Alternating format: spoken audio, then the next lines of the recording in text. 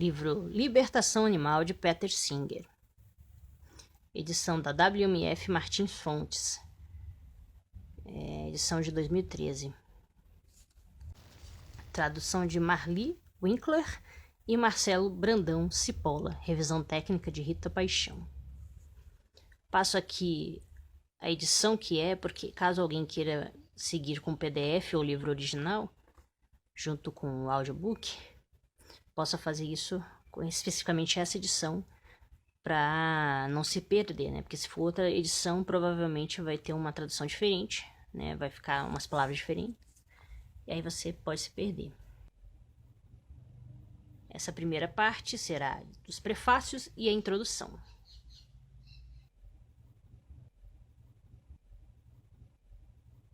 Mais de um quarto de século após a publicação da primeira edição deste livro, muitos norte-americanos ainda ignoram a maneira como seus alimentos são produzidos. Não se trata de mero acaso. Os produtores de carne e ovos não medem esforços para garantir que tudo fique como está. Recentemente, uma emissora de TV propôs fazer um programa a meu respeito e sugeriu que gravássemos uma discussão sobre o livro Libertação Animal, com animais ao fundo. Claro, mas não quero aparecer com um cachorro ou um gato. Não é disso exatamente que trata a libertação animal. Vamos mostrar como vivem outros animais. Gravemos em um galinheiro ou em um chiqueiro, nos próprios lugares em que eles são criados, sugeri. Ótima ideia, responderam. E ficaram de contatar alguns criadores de Nova Jersey, onde eu trabalhava, avisando-me quando tudo estivesse pronto. Uma semana mais tarde, telefonaram dizendo que não haviam conseguido nada. Nenhum dos criadores contatados concordou em deixá-los filmar seus animais. A equipe apelou até para a Animal Industry Foundation, um grupo lobista de criadores. Esse grupo afirma que os criadores norte-americanos não têm do que se envergonhar em relação à maneira como criam os animais, mas a fundação não encontrou nenhum produtor disposto a deixá-los entrar em suas instalações. Os europeus conheceram a indústria de agronegócio quando do surgimento de duas doenças, a da vaca louca e a aftosa. A doença da vaca louca ensinou ao público europeu que os livros que liam para os filhos eram obsoletos. As vacas não se alimentavam só de grama, nem sequer herbívoras eram mais. Para aumentar a proteína da dieta, davam-lhe sobras dos abatedouros. Depois, quando a aftosa se disseminou pela Grã-Bretanha, as pessoas viram nos noticiários de televisão centenas de milhares de animais sendo mortos simplesmente porque poderiam contrair aftosa. Uma doença branda para a maioria dos animais, mas que, caso não fosse eliminada, poria a perder a indústria britânica de exportação de carne. O que se viu foi uma prova incontestável de que a moderna produção pecuária trata os animais como coisa, apenas meios para seus fins. É como se existissem somente para isso. Milhares de pessoas entraram em contato com grupos de defesa dos animais e organizações vegetarianas em busca de alternativas para os produtos de origem animal.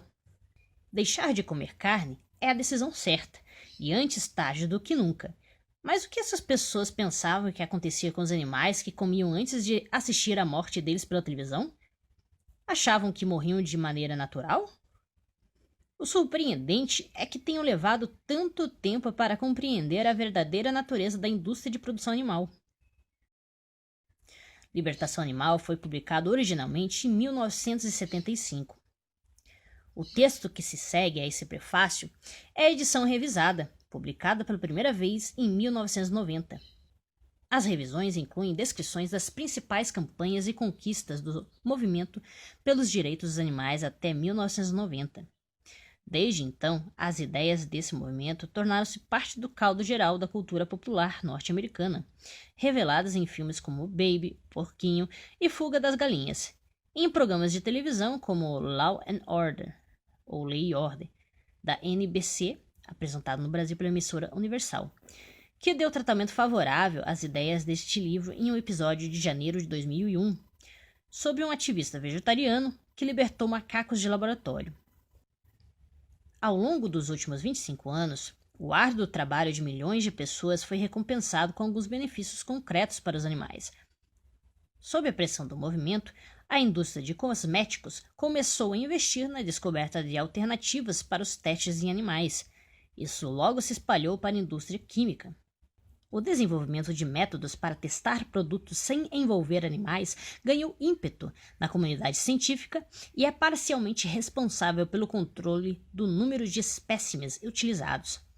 Apesar das alegações da indústria de que, abre aspas, a pele está de volta, fecha aspas, as vendas de peles ainda não recuperaram o nível atingido na década de 1980, quando o movimento pelos direitos dos animais começou a atacá-las. Os donos de animais de estimação estão mais educados e responsáveis e, embora ainda bastante elevado, o número de animais rejeitados e de rua, mortos em abrigos e em depósitos públicos, caiu drasticamente. Entretanto, o maior avanço no manejo dos animais ocorreu entre os produtores europeus. O crescimento aparentemente inevitável das unidades de criação industrial sofreu seu primeiro revés na Suíça, onde o sistema de produção de ovos em baterias de gaiolas, descrito no capítulo 3, tornou-se legal no final de 1991. Os produtores suíços agora deixam as galinhas ciscar em chão coberto de palha ou outro material orgânico e botar ovos em ninhos cobertos macios. Depois de a Suíça mostrar que a mudança é possível, a oposição ao sistema de gaiolas empilhadas aumentou em toda a Europa. E a União Europeia, que compreende 15 países membros, concordou em acabar com a caixa padrão de arame. Em 2012, os produtores europeus terão de destinar ao menos 7,5 metros quadrados a cada ave, provendo-a de poleiro e de ninho. Se ainda quiserem mantê-las em gaiolas, elas terão de ser bem maiores, permitindo recursos adicionais. Muitos produtores perceberão que é mais econômico mudar a forma de alojamento para que as galinhas tenham liberdade de passear, ciscar, fazer ninhos, seja em galinheiros, com poleiros, seja em espaços abertos. O tratamento dado às galinhas poedeiras é apenas um exemplo das medidas que a Europa vem tomando para assegurar o bem-estar dos animais. Como deixo claro no capítulo 3, dentre todas as criações intensivas, a de vitelos, deliberadamente mantidos anêmicos, sem palha para deitar-se e confinados em engradados individuais tão estreitos que não conseguem nem se virar, provavelmente é que submete os animais à vida mais miserável. Esse sistema já havia sido banido na Grã-Bretanha quando eu revisei o texto desse livro para a edição de 1990. A União Europeia decidiu que, até 2007, todos os países membros deviam bani-lo. O confinamento de porcas prenhes em células de gestação foi eliminado na Grã-Bretanha em 1998 e será proibido na Europa, exceto nas primeiras 4 semanas de prenhez. Essas mudanças significativas contam com amplo apoio de toda a União Europeia e o endosso dos principais especialistas em alojamento para animais de criação. Significam também o reconhecimento de muito daquilo que tem sido dito há bastante tempo pelos defensores dos animais, como no livro pioneiro de Ruth Harrison, Animal Machines, ou Máquina de Animais, de 1964. Quando me juntei à campanha contra os criadores industriais em 1971, tive a sensação de atacar um gigante inatingível, guiado tão somente pelo imperativo econômico. Felizmente, ao menos na Europa, não foi esse o caso. Contudo, para nossa decepção, as mudanças em curso na Europa não foram adotadas pelos Estados Unidos, onde uma gaiola para galinhas poedeiras tem apenas cerca de 1 metro quadrado de espaço, 50% a menos do que o atual mínimo europeu e apenas 40% do que será exigido pela União Europeia em 2012. E tanto bezerros como porcas continuam a ser mantidos engradados ou compartimentos muito estreitos, impedidos de se virar e curtos demais, não lhes sendo possível caminhar.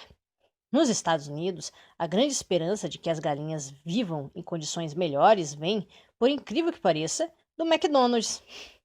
Em 2000, a cadeia de restaurantes fast food anunciou que exigiria de seus fornecedores de ovos a destinação de cerca de 2 metros quadrados para cada galinha. Ainda assim, o suficiente apenas para satisfazer o atual padrão da Europa, que os próprios europeus agora veem como obsoleto e inaceitável. Outras diretrizes do McDonald's excluem o método de fazer que as galinhas passem fome para induzi-las à troca de penas, prática ilegal na Europa, mas comum nos Estados Unidos. A técnica consiste em cortar a ração e a água das poedeiras. Um dia depois, a água volta, mas as aves não recebem alimento durante até 2 semanas para melhorar a frequência com que botam ovos após o retorno da comida. O McDonald's também estuda maneiras de eliminar a prática de cortar o bico das galinhas, um procedimento doloroso, mas rotineiro na indústria de poedeiras e que visa reduzir prejuízos devido ao estresse excessivo das aves, que bicam umas às outras. Essas medidas constituem a primeira melhoria significativa para o bem-estar animal na indústria norte-americana de produção de ovos desde que este livro foi publicado, mais de um quarto de século atrás. Mas a menos que os principais compradores de ovos dos Estados Unidos possam ser persuadidos a seguir o exemplo do McDonald's, essas medidas continuarão a afetar apenas uma minoria das galinhas que vivem naquele país.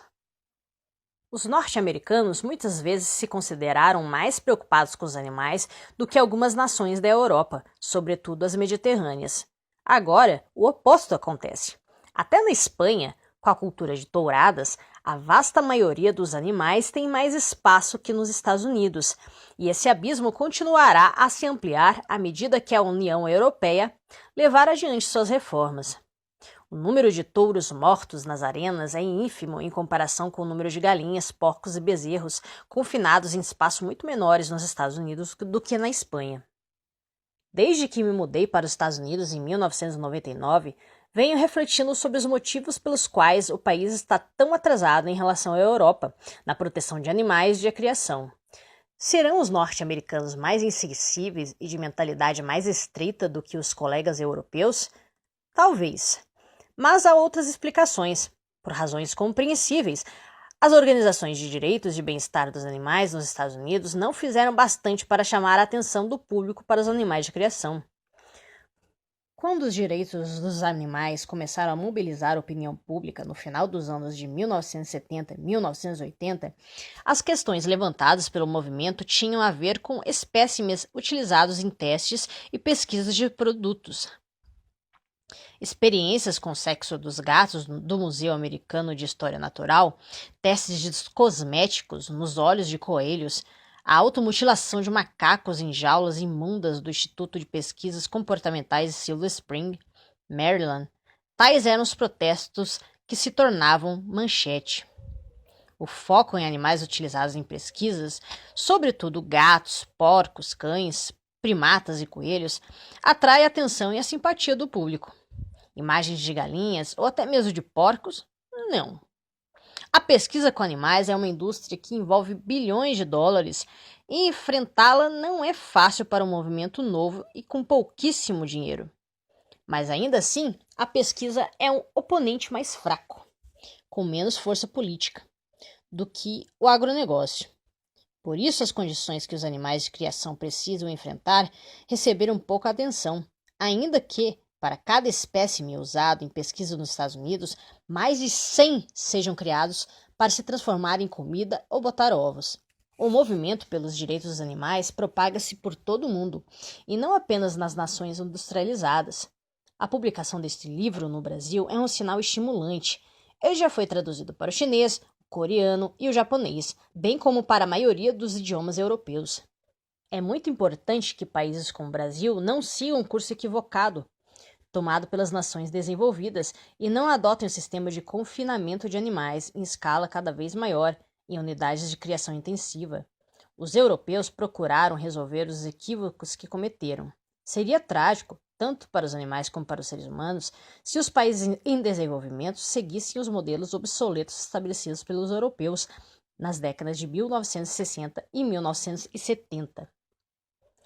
Antes de concluir, gostaria de voltar ao tema que levantei no último parágrafo do prefácio que escrevi para a primeira edição. Vide página 440. Muitos pensam que o crescimento excessivamente rápido da população humana significa que temos que criar animais industrialmente a fim de alimentar tantas pessoas.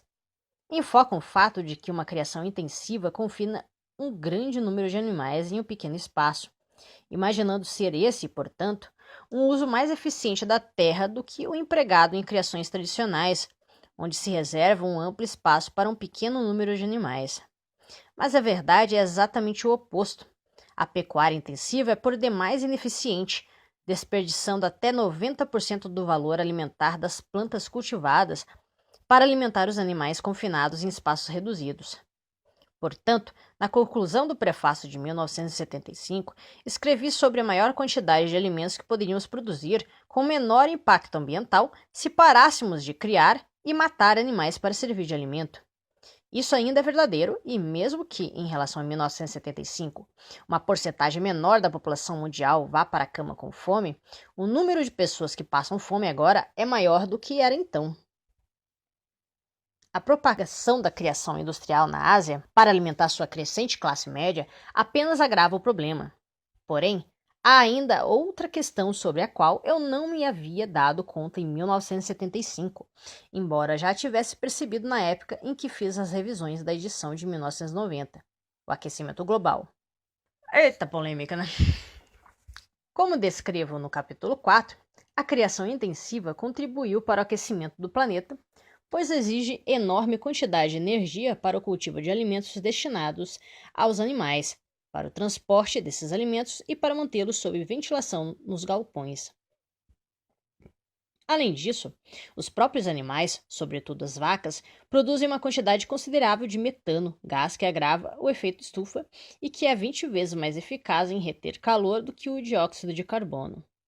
Em 1990, alguns ainda questionavam a base científica na qual se fundamentava a ideia do aquecimento global. Hoje, há um esmagador consenso de que o problema é real. Os Estados Unidos produzem mais gases geradores de efeito estufa por pessoa do que qualquer outra nação do mundo. O norte-americano típico é responsável por 15 vezes, no mínimo, a produção de um indiano comum. De acordo com o Relatório de Desenvolvimento Humano das Nações Unidas de 1998, uma criança nascida nos Estados Unidos contribui mais com o consumo e a poluição durante sua vida do que 30 a 50 crianças nascidas em países em desenvolvimento. Uma dieta que gera tamanho desperdício e é tão pouco saudável e rica em produtos derivados de animais, criados de maneira intensiva, auxilia substancialmente para esse consumo, a poluição e a alteração do clima de nosso planeta. Está na hora de mudar essa dieta pelos animais, mas também pelos seres humanos, nossos semelhantes. Peter Singer, Nova York, abril de 2003. Sim, eu sei que os libertários, principalmente os conservadores, né, os paleolibertários, vão questionar a questão do aquecimento global, blá, blá, blá. Mas olha só, isso aqui é 2003, né? Um ápice dessa história. Não tinha nem realmente alguém batendo de frente de forma conhecida, né? Então, vamos lá.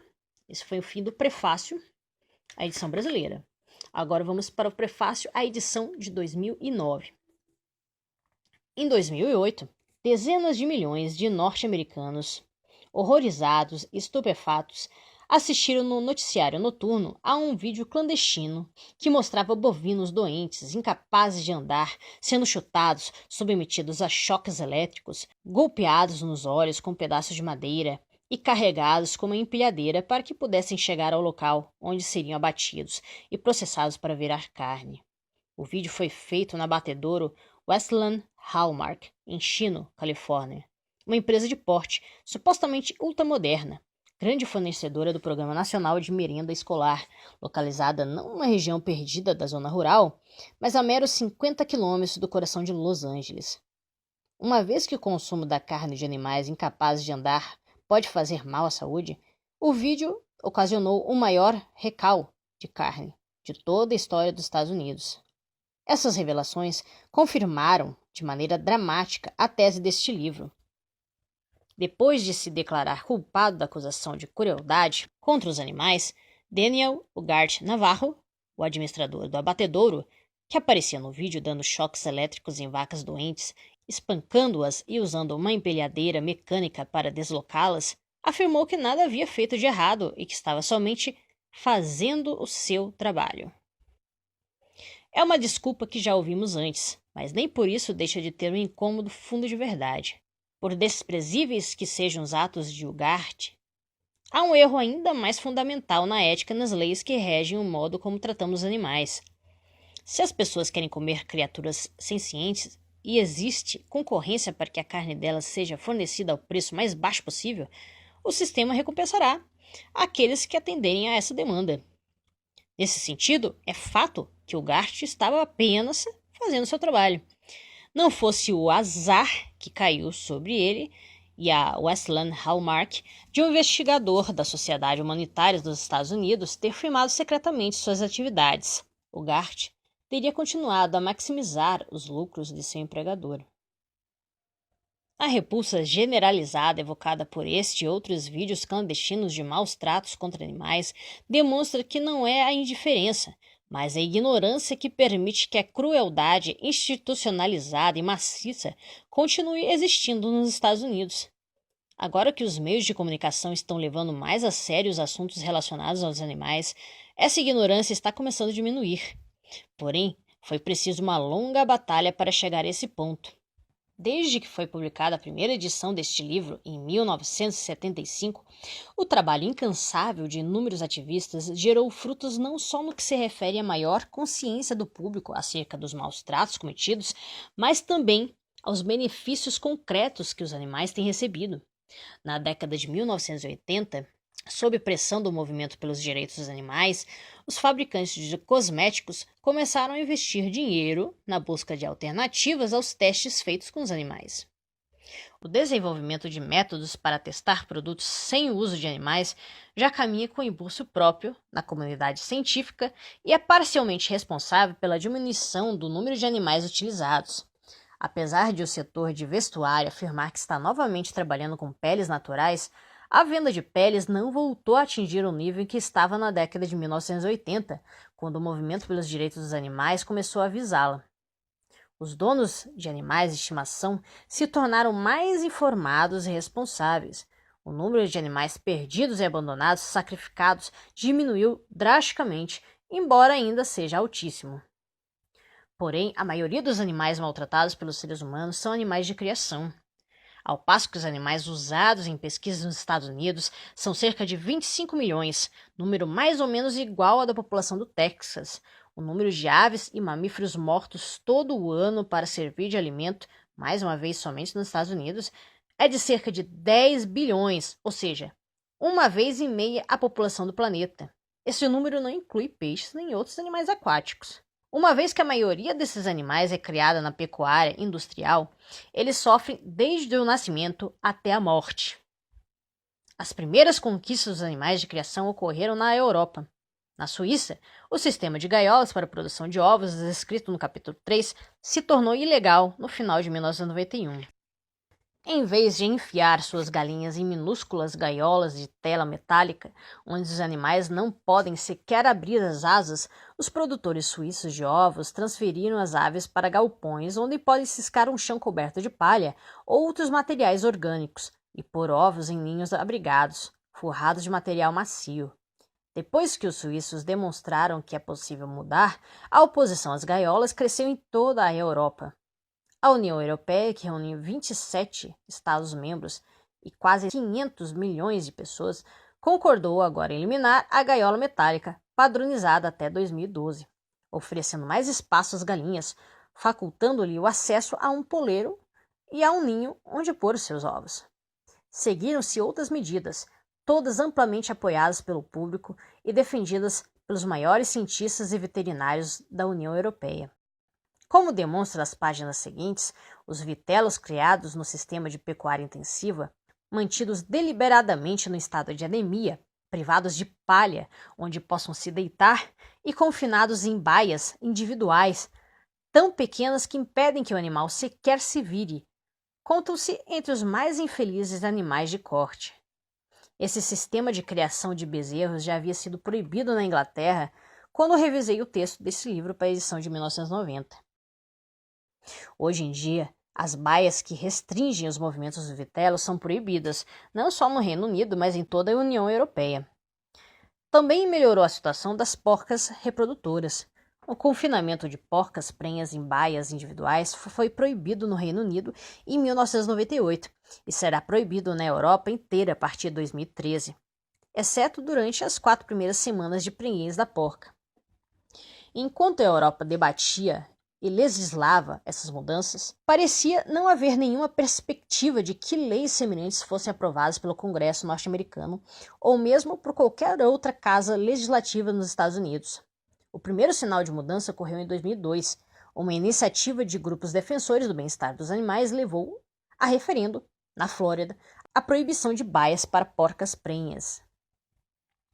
A Flórida não se destaca entre os estados norte-americanos por ser progressista em matéria de direitos dos animais, mas a proposta foi aprovada por ampla maioria. 4 anos depois, a mesma questão surgiu no Arizona, onde se acrescentou à proposta a proibição do confinamento de vitelos em baias apertadas. Mais uma vez, os eleitores aprovaram a medida por sólida margem. O resultado do referendo no Arizona alertou os produtores. Apenas um mês depois, os 2 maiores produtores de vitela nos Estados Unidos prometeram abolir as baias num prazo de 2 a 3 anos. Em seguida, os maiores produtores de carne suína dos Estados Unidos e do Canadá anunciaram que, no decorrer dos próximos 10 anos, deixarão de confinar porcas em baias. Justificando tais medidas, a Smithfield, produtora norte-americana, mencionou a opinião de seus consumidores, nos quais o McDonald's é um dos maiores.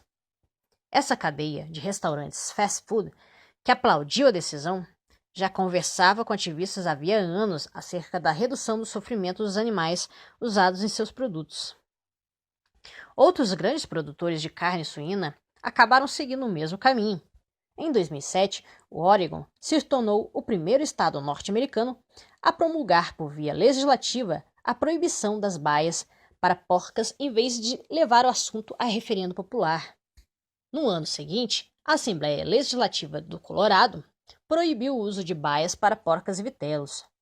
Depois de resistir durante décadas às críticas dirigidas contra as baias individuais para vitelos, a Associação Norte-Americana dos Produtores de Vitela resolveu recomendar que seus membros passassem a propiciar mais bem-estar aos animais, adotando o alojamento em grupo até 2017.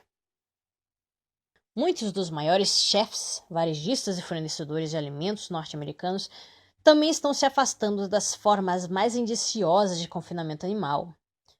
Wolfgang Puck reduziu o uso de carnes de porcas confinadas em baias e de ovos de galinhas engaioladas. Grandes redes de restaurantes como Burger King, Hardee's e Carl's Jr. começaram a comprar carne suína e ovos de produtores que não usam baias nem baterias de gaiolas.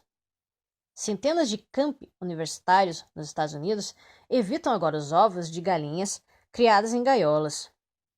E, em 2007, a Compass Group, maior prestadora de serviços de alimentação do mundo, anunciou que no futuro todos os seus ovos integrais serão adquiridos de produtores que não usam gaiolas.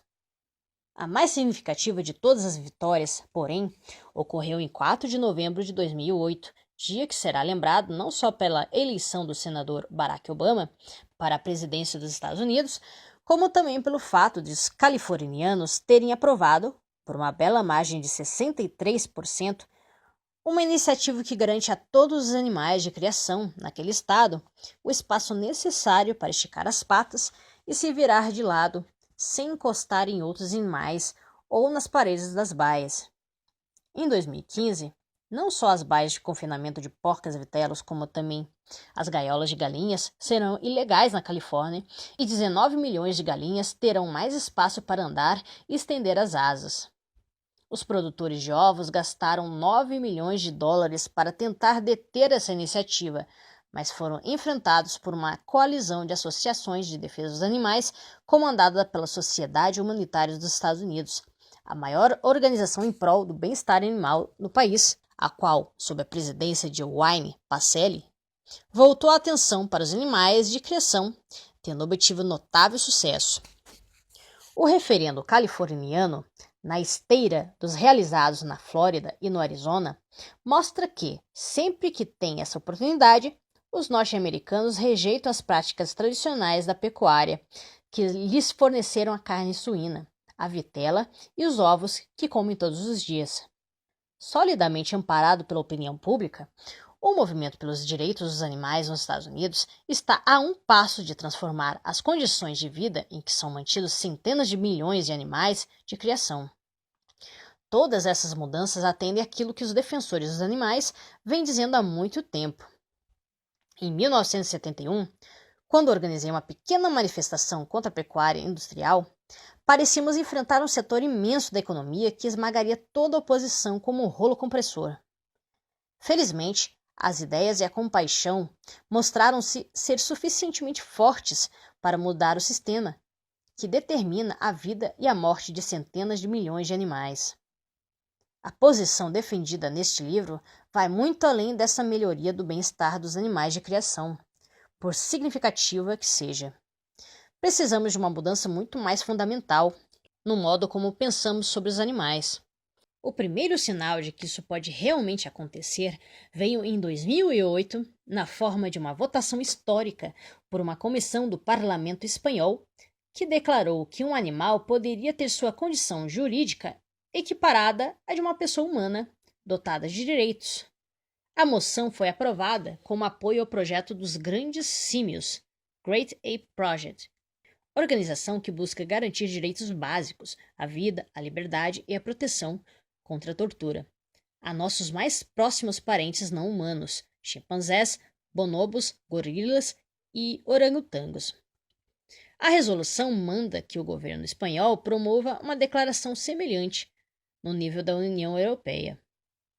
Manda também que o governo adote no prazo de 1 ano leis que proíbam a realização de experimentos potencialmente nocivos em grandes símios. A manutenção de grandes símios em cativeiro será permitida apenas para fins de conservação e, mesmo assim, sob condições rigorosamente reguladas, a fim de proporcionar aos macacos a melhor vida possível. Além disso, a resolução recomenda que a Espanha atue em foros e organizações internacionais a fim de garantir que os grandes símios sejam protegidos de maus tratos de toda espécie, da escravidão, da tortura e do assassinato. Em comparação com as mudanças nas condições de criação dos animais de pecuária, a resolução espanhola é significativa não em razão do número de animais diretamente afetados por ela, mas por derrubar a barreira antes intransponível que erigimos entre nós, seres dotados de dignidade e direitos, e os animais não humanos, entendidos como simples coisas. Quando voltamos a olhar para nossos mais próximos parentes não humanos, como nos ajudaram a fazer as pesquisadoras Jane Goodall e Diane Fossey, entre outros, percebemos que as diferenças entre nós e os animais não humanos são, em importantes aspectos, diferenças de grau e não de tipo. A resolução espanhola assinala o primeiro ato oficial de aceitação das implicações morais e jurídicas atreladas ao reconhecimento das semelhanças que existem entre nós e pelo menos alguns animais não humanos. O mais notável, talvez, seja o uso do termo escravidão, em referência a algo que é errado infringir aos animais. Isso porque até agora foi ponto pacífico que os animais são, por direito, nossos escravos, e que podemos usá-los como nos aprouver, para puxar carroças, ser inoculados com doenças humanas na pesquisa científica ou ceder ovos, leite e carne para nos alimentar. O reconhecimento de que pode ser errado escravizar os animais, vindo da parte de um parlamento nacional, é um passo significativo rumo à libertação animal. Peter Singer, Nova York, novembro de 2008. Bem, aqui vai outra coisa, né? Eu vou defender o veganismo pela visão libertária e não pela forma estatista. Apesar que a gente entra naquela questão, né? Se o Estado, por mais imoral que ele seja, eu nunca vou agradecer o Estado, mas se ele tá fazendo menos merda, é uma coisa que a gente pode agradecer aos cegos, né? Por a gente tá tendo essa sorte, né? Ou tá tendo essa benção, pelo menos, sei lá. E no caso dos animais, já que a maior parte das pessoas não considera eles seres de direitos, especialmente entre os libertários, a grande maioria é roupiana, então não vê, mesmo se for Hofbartiana, ainda assim também não vê nos animais seres de direito, né? O que eu discordo, né? Acredito que a conclusão lógica que você chega a partir do momento que você pensa que um ser ele tem direitos naturais e independe da opinião, da vontade de alguém específico, é uma conclusão lógica, não há motivos, pelo mesmo motivo que a gente considera direitos a pessoas, né, que a gente automaticamente, empiricamente, percebe que o ser humano, que a gente não... que assim como, assim como nós, ele apresenta certos sinais externos em momentos semelhantes ao que nós apresentaríamos em situações parecidas, de dor, de alegria, né, de fome, de pavor e etc. A gente também pode perceber essas mesmas semelhanças nos animais, mas por que a gente ignora neles e a gente considera da nossa espécie? É simplesmente o juízo de valor.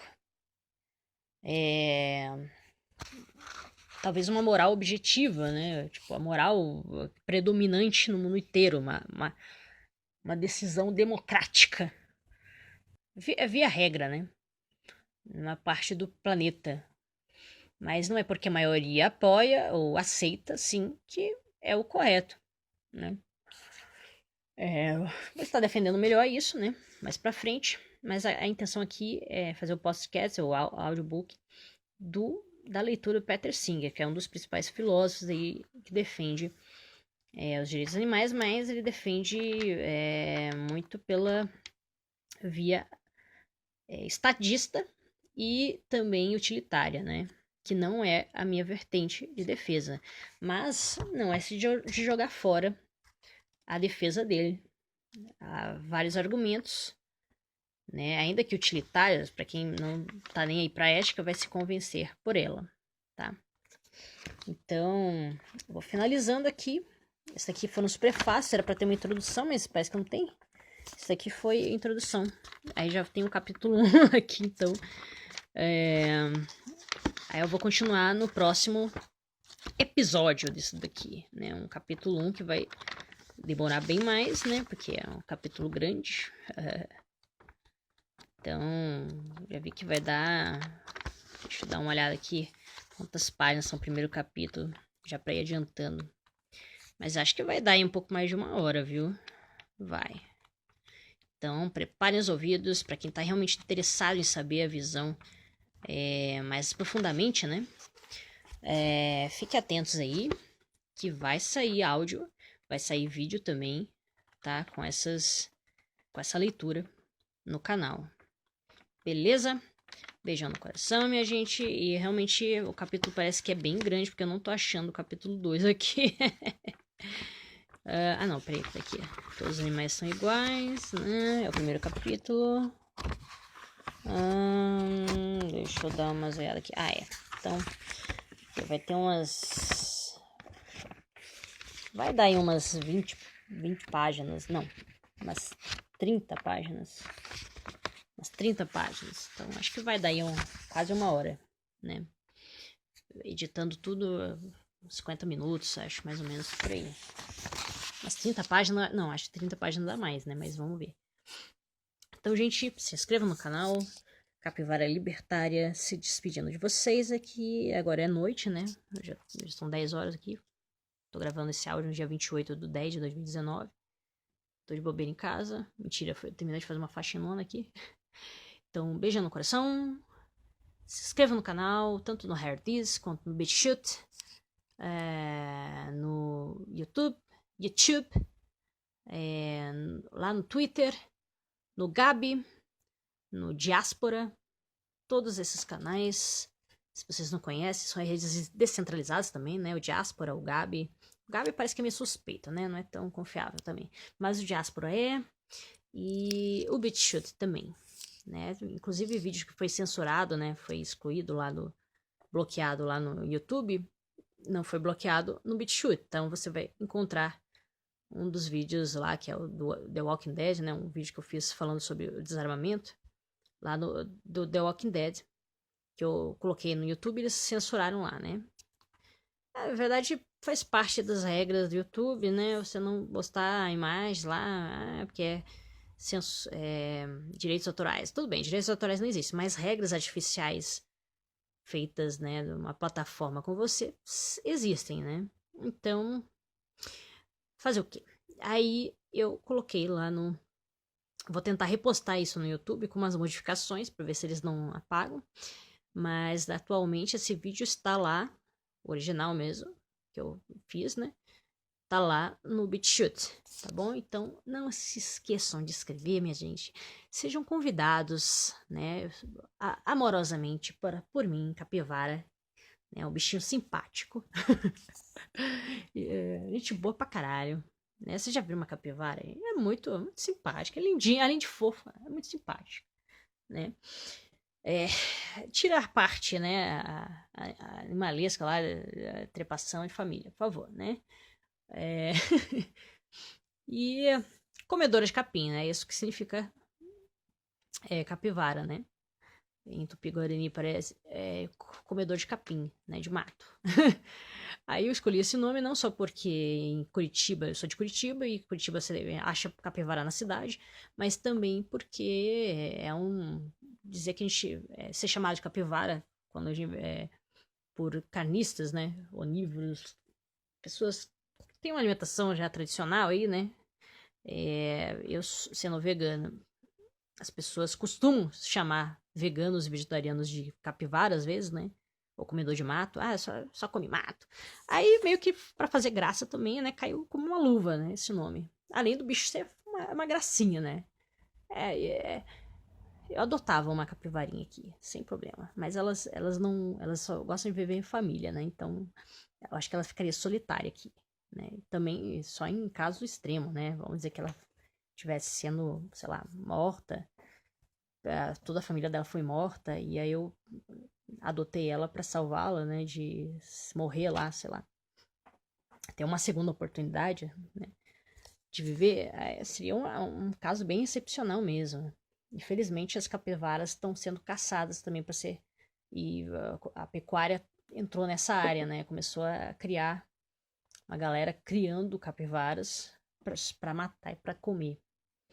É nojento, né? Como se já não houvesse um monte de animais sendo mortos para mais variados usos. Para que vai querer mais um? Poxa vida. Mas enfim, essa desabafo fica para outra hora. O que eu tinha para desabafar agora já desabafei. Não se enjoem, mesmo que você seja um carnista, né, um cara onívoro, não seja um libertário. Fique aí no canal, aprenda sobre a visão que você desconhece ou que mesmo que você não gosta. Às vezes você não gosta porque você nem conhece direito, realmente. Você só conhece um estereótipo dessa ideia.